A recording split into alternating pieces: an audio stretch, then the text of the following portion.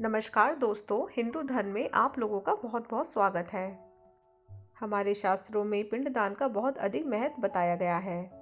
लोग पितृपक्ष के दौरान पिंडदान करने के लिए गया जी में और अन्य दूसरी जगह पर जाते हैं। ऐसा माना जाता है कि मरे हुए व्यक्ति का पिंडदान करने से उसकी आत्मा को शांति मिलती है, तो हमें भी अपने पूर्वजों का पिंडदान जरूर करना चाहिए।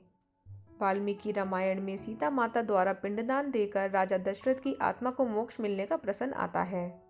वनवास के दौरान भगवान राम, लक्ष्मण और सीता माता पितृपक्ष के वक्त श्राद्ध करने के लिए गया धाम पहुंचे।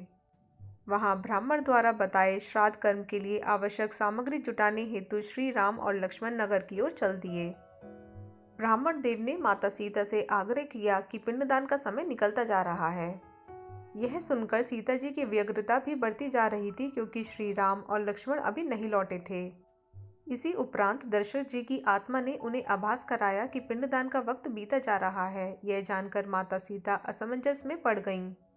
तब माता सीता ने समय के महत्व को समझते हुए यह निर्णय लिया कि वे स्वयं अपने ससुर राजा दशरथ का पिंडदान करेंगी।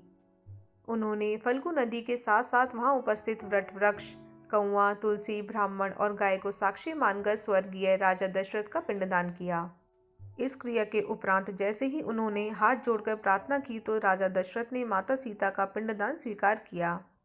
माता सीता को इस बात से प्रसन्नता हुई कि उनकी पूजा दशरथ जी ने स्वीकार कर ली, पर वह यह भी जानती थी कि प्रभु श्री राम इस बात को नहीं मानेंगे, क्योंकि पिंडदान पुत्र के बिना नहीं हो सकता है। थोड़ी देर बाद भगवान राम और लक्ष्मण सामग्री लेकर आए और पिंडदान के विषय में पूछा। तब माता सीता ने कहा कि समय निकल जाने के कारण मैंने स्वयं पिंडदान कर दिया। प्रभु राम को इस बात का विश्वास नहीं हो रहा था कि बिना पुत्र और बिना सामग्री के पिंडदान कैसे संपन्न और स्वीकार हो सकता है। तब सीता जी ने कहा कि वहां उपस्थित फल्गु नदी, तुलसी, कौआ, गाय, वट वृक्ष और ब्राह्मण उनके द्वारा किए गए श्राद्ध कर्म की गवाही दे सकते हैं।